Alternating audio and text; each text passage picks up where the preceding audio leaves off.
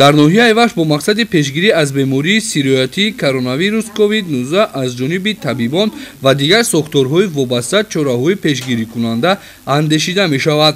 Яке аз омилҳои асосии эмин нигоҳ доштани солимии ҷомеа фарогирии аҳолӣ ба иммунизатсия зидди ин беморӣ дониста мешавад.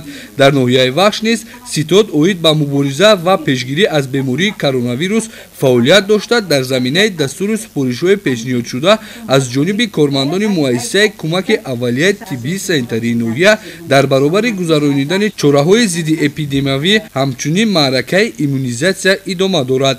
Тибқи иттилои масъулин ба ноҳия 5 намуди ваксинаҳо зидди бемории COVID-19 ворид гаштааст ва имконияти фарогирии беш аз 116 000 нафар сокинон бо ваксина мавҷуд аст. мувофиқи қайдҳо то ба имрӯз 89 442 нафар бо ваксинаи AstraZeneca ва Moderna таъмин гаштанд.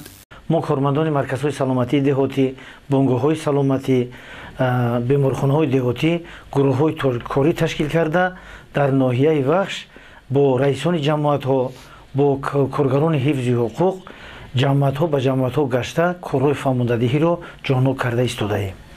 гурӯҳҳои мақсадноки аз 18 сола болои синни соли 18 сола болои ноҳияи Вахш 116 097 нафарро ташкил медиҳад ки айни ҳол бо вояи якум 46% аҳолӣ фаро гирифта шудааст. илова ба он ки дар маркази саломатии ноҳия маъракаи иммунизатсияи аҳолӣ идома дорад, ҳамчунин кормандони сохтори кӯмаки аввалияи тиббии санитарӣ усули хона ба хонаро ташкил намуданд ва сокинон дар маҳалли зист мавриди иммунизатсия зидди бемории коронавирус қарор гирифтанд.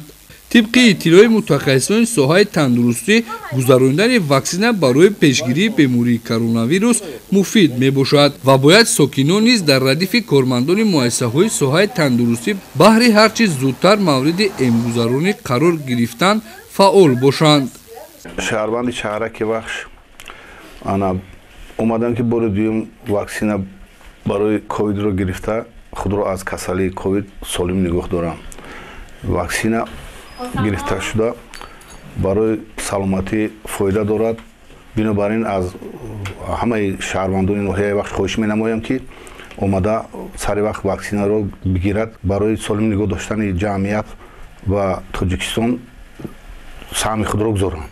ваксинатсияи аҳолӣ зидди бемории сироятии коронавирус яке аз роҳҳои асосии наҷоти сокинон аз мубталошавӣ ба бемории хатардор ва марговари коронавирус маҳсуб меёбад ва ин маърака ройгон роҳандозӣ гашта ҳар як сокини кишвар бояд бо мақсади ҳифзи саломатии худу пайвандон фароҳам овардани фазои бехавф барои атрофиён дар ин маърака фаъолона ширкат варзанд.